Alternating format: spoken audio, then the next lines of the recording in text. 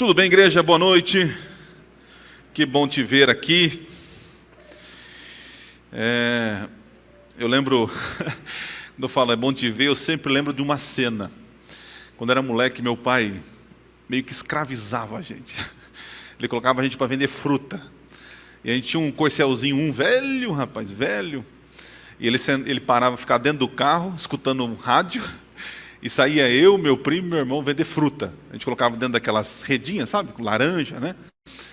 E eu lembro que eu estou do outro lado da rua, com aquelas redinhas com laranja, limão, manga. E meu primo do outro lado da rua, né? E eu batendo palmas, né? E naquele tempo, tipo assim, pobre nunca viu interfone na vida, né? Aí ele teve contato com o interfone. E aí eu lembro que eu olhei para ele e falei: Adriano, olha, tem interfone nessa casa. E eu do outro lado da rua: ah, tem interfone? Ó, quer ver? Eu sei como funciona. Moleque, apertou o interfone. E a mulher: oi, eu estou vendendo fruta. Ela falou: ah, tá, ó, tem laranja, tem limão, tem manga. E fazia assim: tá. Ah, não quero, obrigado. Aí eu falei: mas o Binho, é o nome dele, Binho, tem câmera esse interfone? Sei lá. Sei lá. Eu lembro que isso ficou muito engraçado, porque às vezes a gente não sabe como funcionam as coisas, né? Quem está nos vendo, né? Mas eu tenho certeza, é o seguinte: nessa noite, qualquer sentimento que você expressar, Deus vai ver. Deus vai ver. Deus sabe, Deus ouve, Deus vê. Eu tenho orado muito pelo nosso irmão Abraão. Orem pelo Abraão. Eu espero em Deus que Deus opere um milagre na vida dele. Não sabemos os planos de Deus, mas orem pelo Abraão. Deus sabe, né? Deus tem uma câmera em todo lugar e Ele vê tudo. Amém? Hoje eu gostaria de falar sobre uma parábola. Espero que domingo e segunda-feira que passou ter de alguma forma te ajudado a compreender mais as parábolas, né? Hoje eu quero trazer também algo diferente. Talvez você já escutou, já assistiu, já leu essa história do servo iníquo.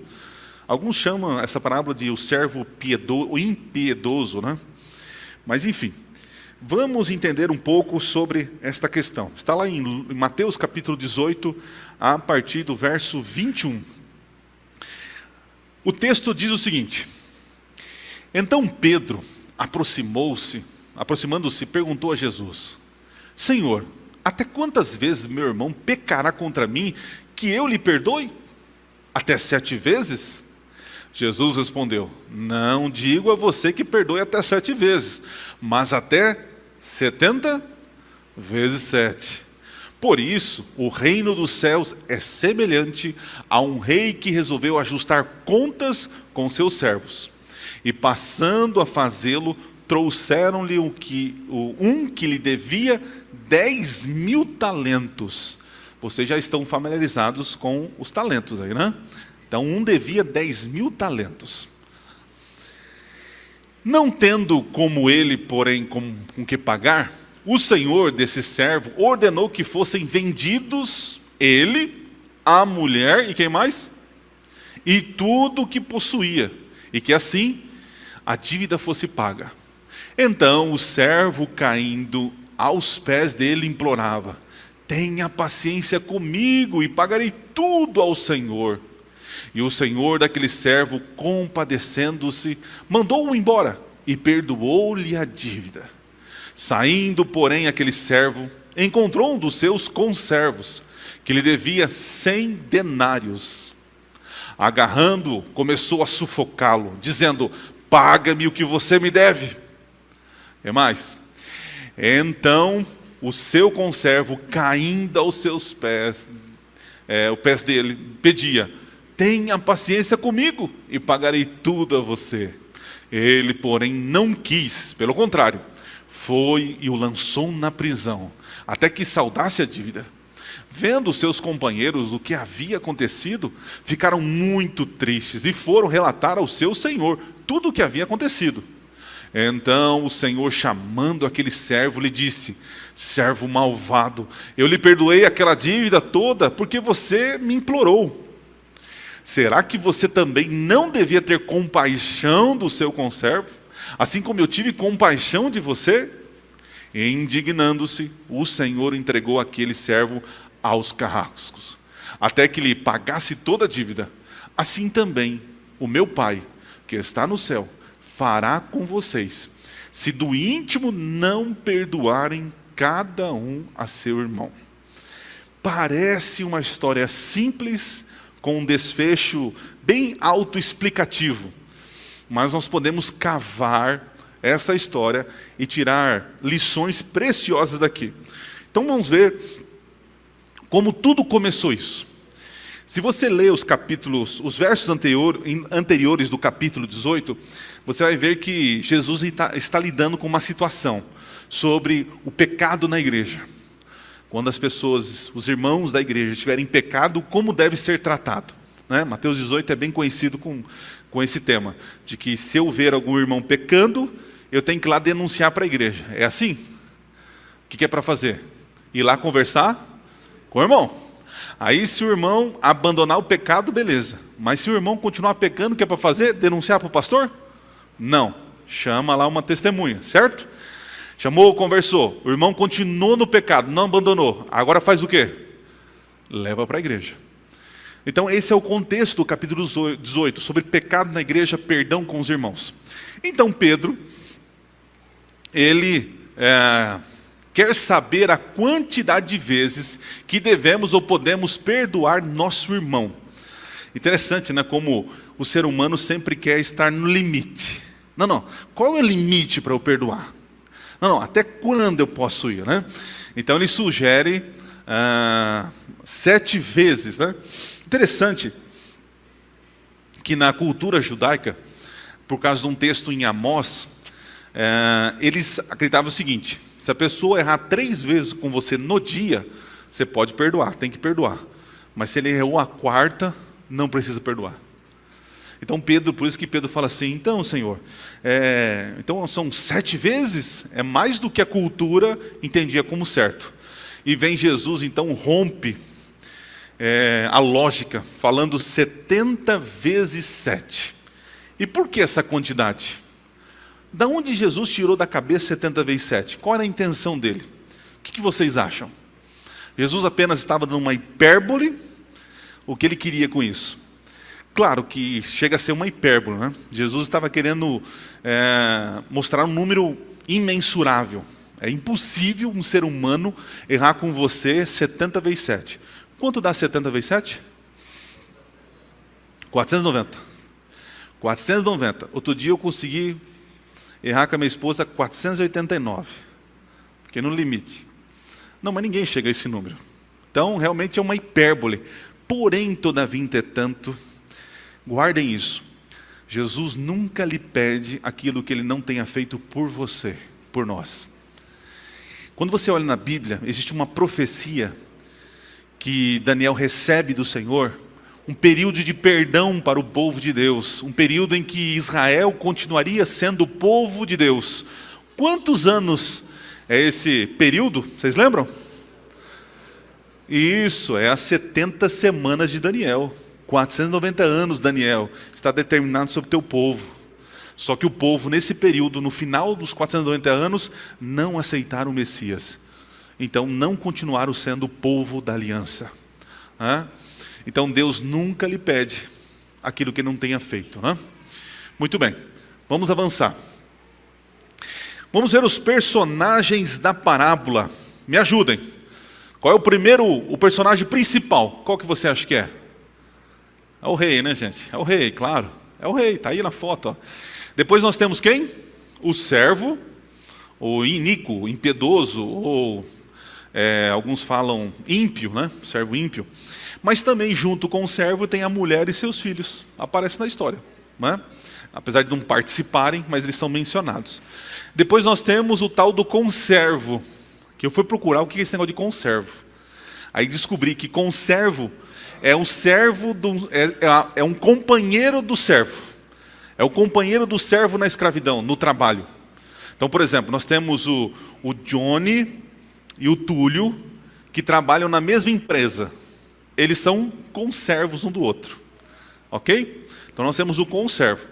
E também tem mais um personagem. Qual que está faltando na história? Quem está faltando? Vocês são bem de detalhe. Está faltando um, que é cruel. Hã? Tem os companheiros, é verdade. Os companheiros do conservo que vai lá e conta para o rei. Mas tem um carrasco, gente. Os carrascos, né? Eu fui ver, a palavrinha não é bem carrasco, né? Tem uma tradução que é uma tradução diferente. Esse personagem, essa pessoa, é aquele, por exemplo, quando captura um espião ou uma pessoa de outro país, um inimigo. Aí esse pessoal vai lá e tenta tirar informação. O que ele faz quando está tirando informação? Tortura. É esse o personagem. Carrasco a gente lembra daquele cara que mata o bandido, né? Que vai lá, que é a mando do rei. Mas a palavrinha tem um nome lá que eu esqueci. Mas é aquele que causa tortura na pessoa. Tá? Então está aí os personagens da nossa parábola. Então vamos ver o que aconteceu na parábola.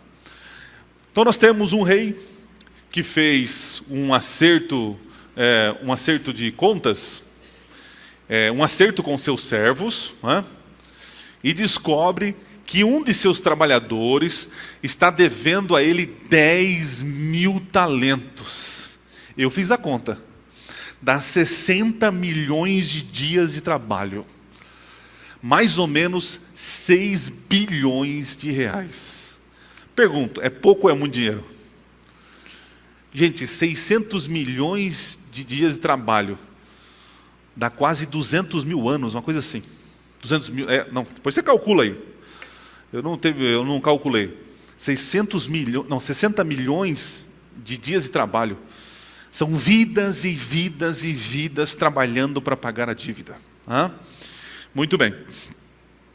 Depois o rei então pede, já que o homem não tinha como pagar, ele pede que o servo, a sua esposa, filhos e tudo o que possuía sejam o quê? Vendidos para quitar a dívida. Interessante isso, guarda essa informação.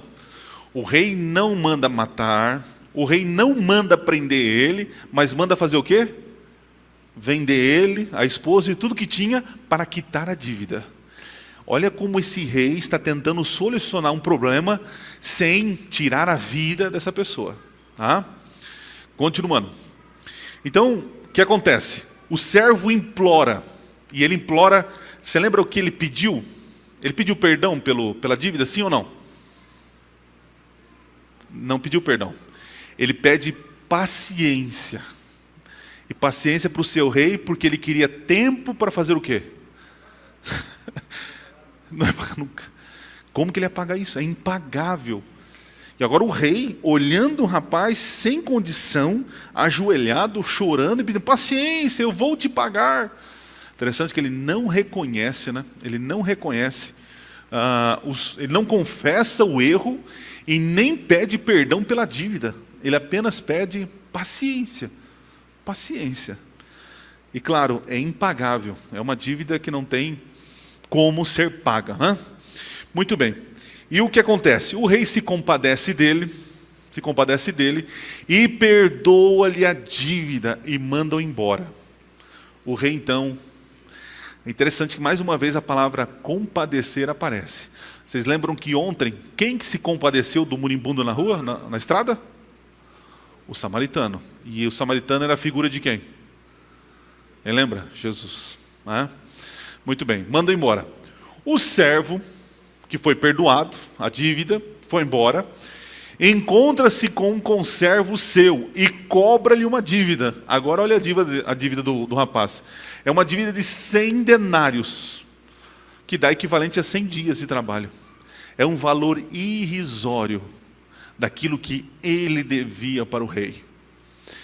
Mas o servo, né, ele é violento e sufoca o seu companheiro. Percebe o contraponto aqui, né? O rei se compadece e perdoa. O servo tenta matar e sufocar o seu conservo. Aí o que acontece? O conservo cai de joelhos e pede o que para ele, gente? Paciência. Agora vamos pensar. No caso do servo para o rei, quando ele pede paciência, era uma coisa utópica, besteira. Agora, do servo para o conservo pedindo paciência, era algo possível pagar, sim ou não? A paciência fazia sentido no pedido. E foi usada as mesmas palavras. E eu fui até no grego, analisei a frase do servo e a frase do conservo. É ipsis lipsis, é as mesmas palavras. Ou seja, quando o conservo caiu aos pés do servo e implorou e disse as mesmas palavras, o que era para ter acontecido com o servo? Falou, poxa, olha, mesma coisa que eu pedi. Mas ele não tem compaixão. E diferente do rei, o que ele manda fazer? O servo manda prender o conservo até que ele pagasse toda a dívida. Mas pergunto, como ele pagaria a dívida estando? Vocês percebem como esse servo ele é violento, ele é egoísta, ele é maldoso, ele realmente é ímpio. Ah? Ok, gente, vamos avançar. Acontece o seguinte, que o servo encontra, os seus outros companheiros, acaba vendo a situação e vão lá contar para o rei. Os amigos de trabalho, né, viram aquela situação, correram falar para o rei o que estava acontecendo, né? E aí, o rei então chama o servo novamente para outro acerto de contas. Agora fica a pergunta que você precisa responder. O rei tinha perdoado o servo, sim ou não? Tinha ou não? Diga com certeza, sim. Perdoou e mandou ele embora. Aí ele fica sabendo que o servo está fazendo esse tipo de atitude. O rei manda chamar ele e faz um novo acerto de contas. E agora condena ele. Aí vem a pergunta. O rei é um homem de duas palavras? Ele já não tinha condenado? Quem dá o direito de então condenar novamente? Já tinha perdoado? Porque vai condená-lo? Essa pergunta precisa ser respondida. Mas não vou responder agora. Vai pensando aí. Muito bem. Chegando, entrega o servo aos carrascos para ser torturado até que ele pagasse a dívida. Olha só, agora o rei age com justiça. E quando a gente fala justiça aqui, não é com maldade, mas ele agiu de maneira correta. Ele usou de um peso, assim como o outro tinha usado com um peso, de mandar ele prender. O rei age com justiça. Lições da parábola. Vamos lá. Todos nós somos devedores a Deus, uma dívida que é o quê? Impagável. Nem a nossa própria vida seria o suficiente. Entende isso? O que nós devemos para Deus, nem a nossa vida paga. Você vê como que nós não somos nada. A dívida do pecado, ela é tão preciosa e tão exigente, que vocês sabem qual foi o preço, né? O preço foi o sangue precioso de Jesus. Ele é o único que pode pagar a dívida. E entenda uma coisa, quando Deus cria o homem e a mulher e coloca uma lei, e diz o seguinte, se vocês obedecerem, vida eterna, desobedecerem, morte eterna. O homem desobedeceu, o que ele merece? Morte eterna. Deus então tem que matá-los, literalmente. Só que em vez de matá-lo, naquele momento, a figura maravilhosa de Jesus aparece. Fala, Pai, eu vou viver como eles, e vou mostrar para o universo que a sua lei é possível de ser guardada. E Jesus então vem e vive quantos anos? Quantos anos Jesus viveu?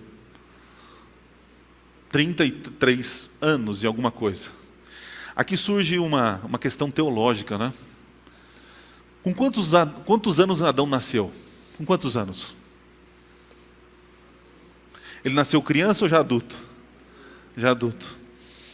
Agora, quanto tempo passou desde a criação até o homem cair em pecado? O que vocês acham?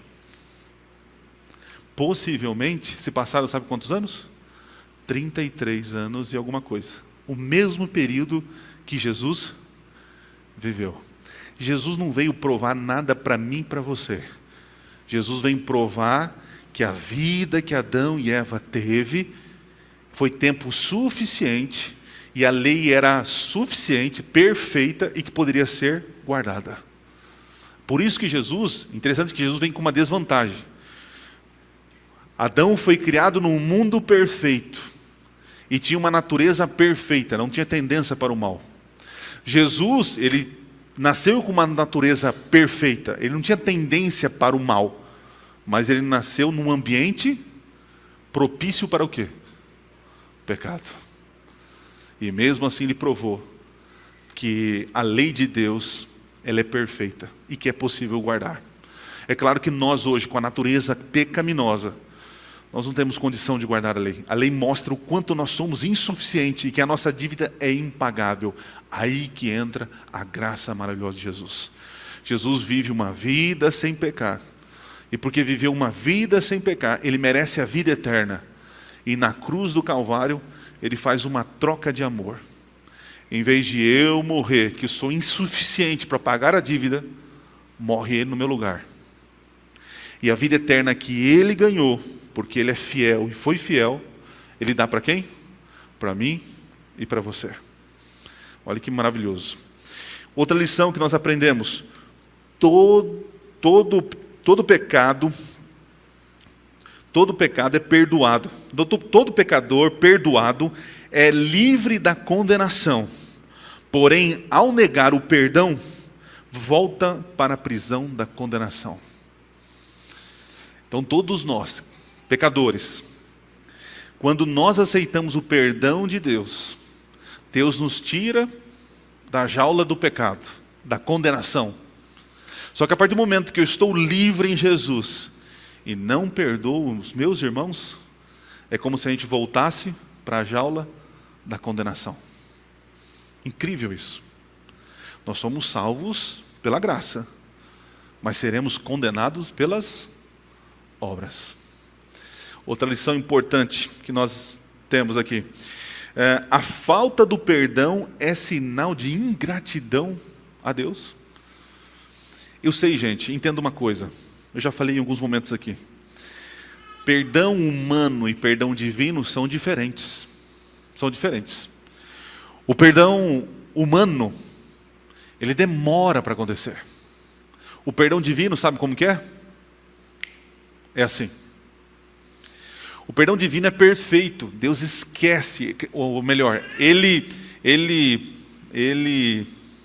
se limita a esquecer. Interessante isso. Ele perdoou você? Perdoou. Está esquecido. E muitas vezes a gente vai pedir perdão para ele e fala: Senhor, caí de novo, pequei de novo. E Deus olha para nós e fala: de novo, Adriano? Não estou lembrado. Já tinha te perdoado, não esqueci, não sei o que você fez.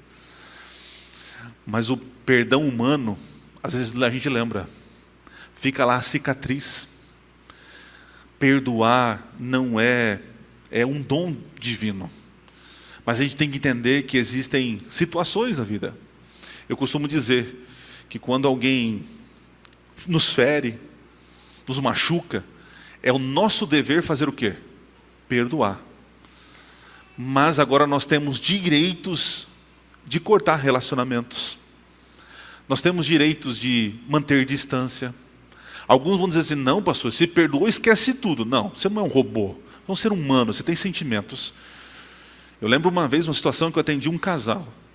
E a mulher falava: eu não consigo perdoar, pastor, mas se eu separar, se eu não perdoar ele, eu vou para o inferno. Porque a Bíblia diz que aquele que não ama o próximo, né? Que não ama o próximo não está em pecado. E eu amo meu marido, mas eu não quero, eu estou aqui forçada.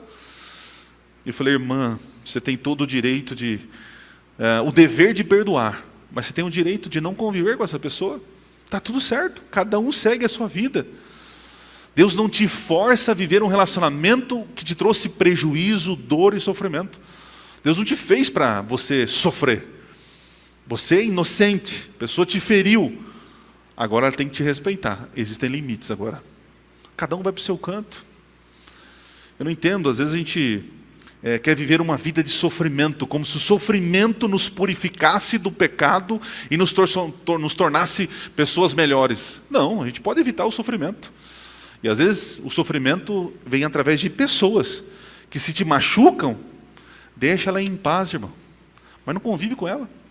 Oi, tudo bem? Está tudo certo. Então, queridos, perdão é algo divino, mas num mundo de pecado, Deus não te dá amnésia. Você não vai esquecer assim. Eu conheço casos de pessoas que se perdoaram e que eles convivem muito bem, mas é uma exceção. E eu conheço pessoas que houveram um erro, se separaram e convivem bem, mas nunca mais tiveram o quê? Juntos. Está tudo certo. Segue a vida. Mas a falta de perdão, não conceder perdão, é uma ingratidão pelaquilo que Deus fez. Se você tem dificuldade com o perdão, Senhor, me deixa libertar essa pessoa. Porque aquele que não perdoa, é como se ele estivesse alimentando, o seu coração com ódio. A falta de perdão gera grande tristeza, sabe para quem? Para as pessoas, principalmente as que nos amam. Na história, os amigos dos servos, eles ficam o quê quando viram aquela cena?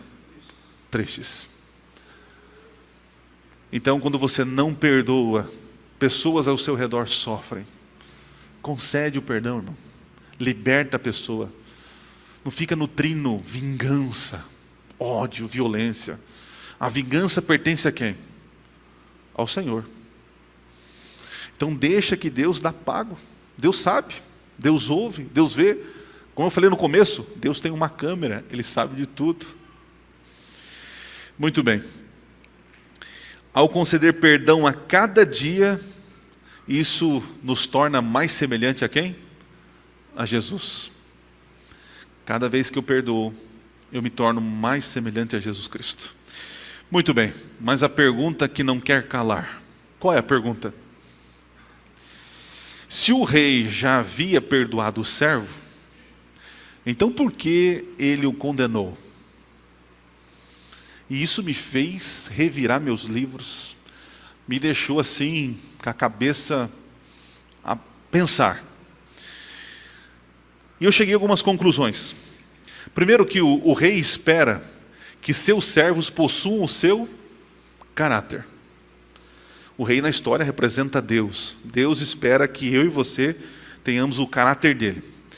Sendo assim, todo aquele que pertence ao reino de Deus é salvo pela graça de Jesus e escrito no livro da vida. Isso é verdade. Porém, todavia, entretanto, mas será arriscado o seu nome e condenado pelas más obras.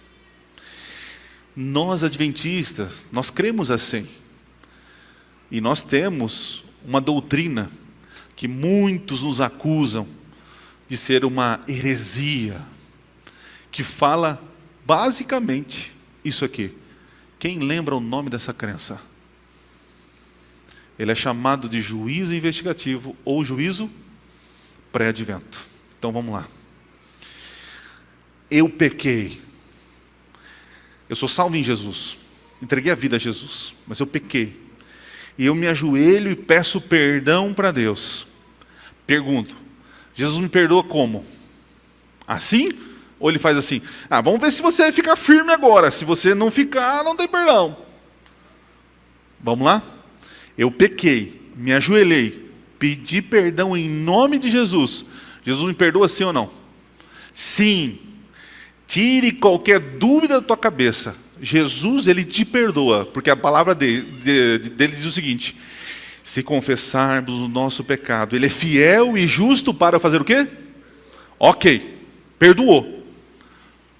Agora acontece o seguinte: eu sou perdoado. O rei me agraciou pagando a minha dívida. Ele me libertou da jaula da condenação. Eu estou livre. mas agora eu não concedo perdão. O que acontece comigo? Naturalmente eu estou voltando para onde? Para a jaula da condenação. Deus tem autoridade para te salvar, para te perdoar.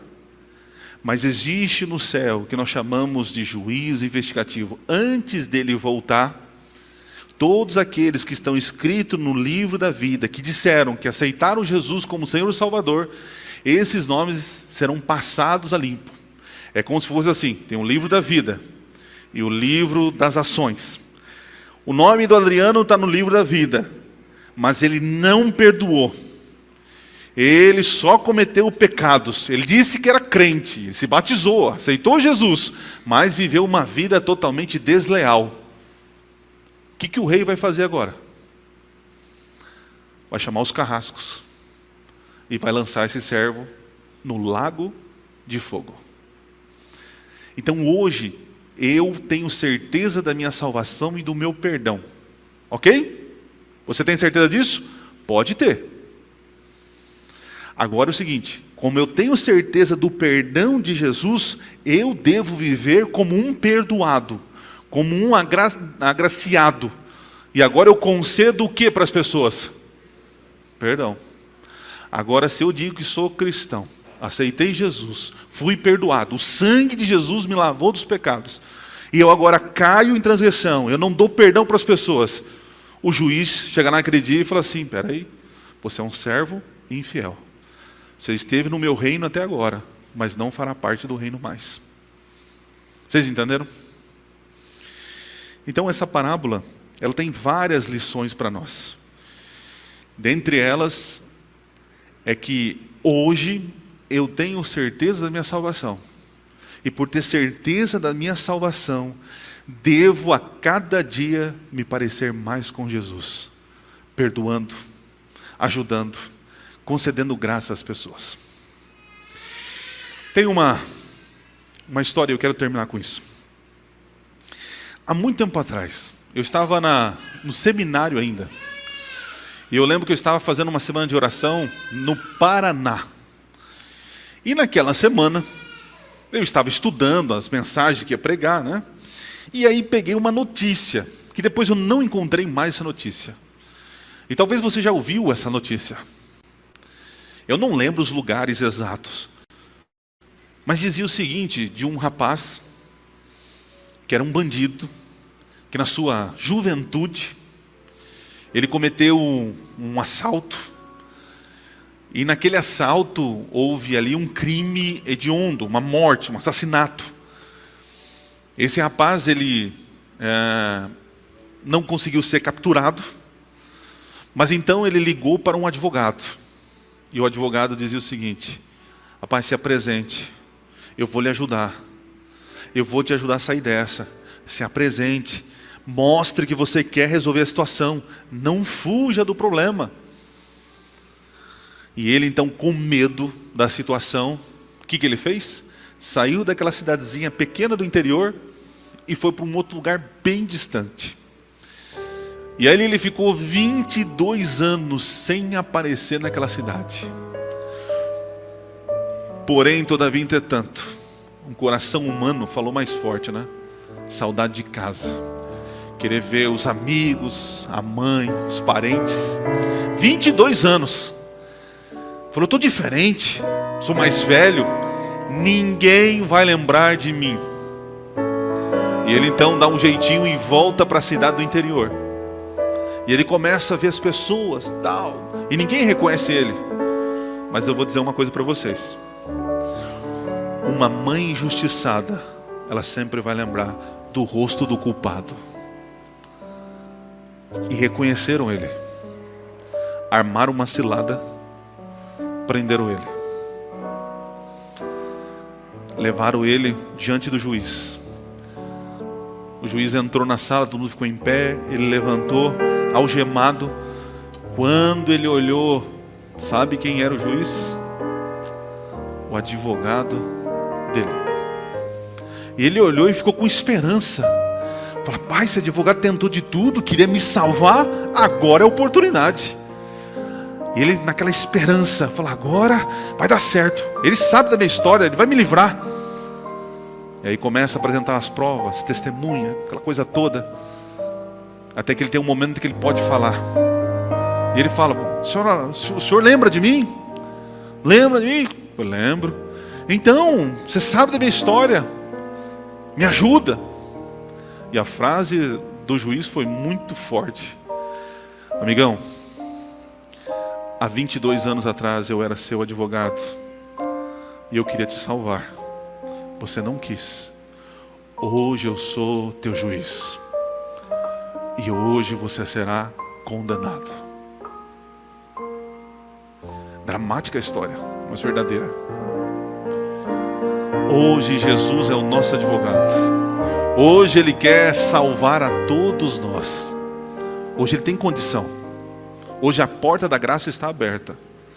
Mas chegará um momento em que Ele será o justo juiz. E Ele vai ter que agir com mão poderosa. E se você quer um salvo em Jesus, continua vivendo uma vida de pecado, uma vida de injustiça, não concede perdão, naquele dia você será condenado, porque as tuas obras falarão mais alto do que a tua fé. Porque não adianta nada dizer eu aceito Jesus, porque Jesus vai dizer o seguinte naquele dia: nem todo aquele que diz Senhor, Senhor entrará no reino dos céus, mas aquele que fez a vontade do meu Pai. Entrega a tua vida. Entrega. Temos pessoas aqui hoje que precisam de um compromisso sério com Deus. Tenho orado essa semana para que Deus cele a vida de alguns, ou de todos, para a vida eterna. Eu estou doido, já falei para alguns aqui, de arrancar essa cruz daqui do caminho e selar a vida de pessoas nas águas batismais. Porque tudo isso foi feito para salvar pessoas. Isso aqui não é um programa só para te alimentar espiritualmente. É um programa para salvar vidas. Nem se for por uma, vai valer a pena. Quantos nessa noite entenderam que nós somos salvos pela graça, mas as nossas obras há de nos condenar? Quantos entenderam isso? E quantos entenderam que eu, que fui salvo em Jesus, o sangue precioso, pagou a dívida do meu pecado. Agora, por eu ser salvo em Jesus, eu devo perdoar. Eu devo externar amor e compaixão pelas outras pessoas. Quantos entenderam isso? E a última pergunta: vocês querem viver como salvos, livres na graça, ou presos na jaula da condenação? Quantos querem pedir a Deus força para perdoar e viver uma vida de entrega? É isso. Feche os olhinhos, vamos orar. Paizinho querido, hoje nós vimos aqui a Tua graça sempre agindo na história e na nossa vida. Temos uma dívida impagável ao Senhor, mas louvado seja Jesus Cristo por ter pago em nosso lugar. Nos liberte então da condenação e nos ajude a viver em amor e graça, concedendo perdão e graça a outras pessoas. Se em nosso meio existe alguém que tenha dificuldade, está lutando para conceder perdão, por favor, que Teu Santo Espírito mais uma vez haja na vida desta pessoa e na nossa também. Ao sair desta casa de oração, que os Teus anjos nos acompanhem e nos ajude a ser luz a outras pessoas. E mais uma vez eu lhe peço que a graça de Jesus, o amor de Deus o Pai e a consolação do Espírito Santo esteja sobre todos nós. E a igreja diga: Deus abençoe vocês. Vão na paz do Senhor.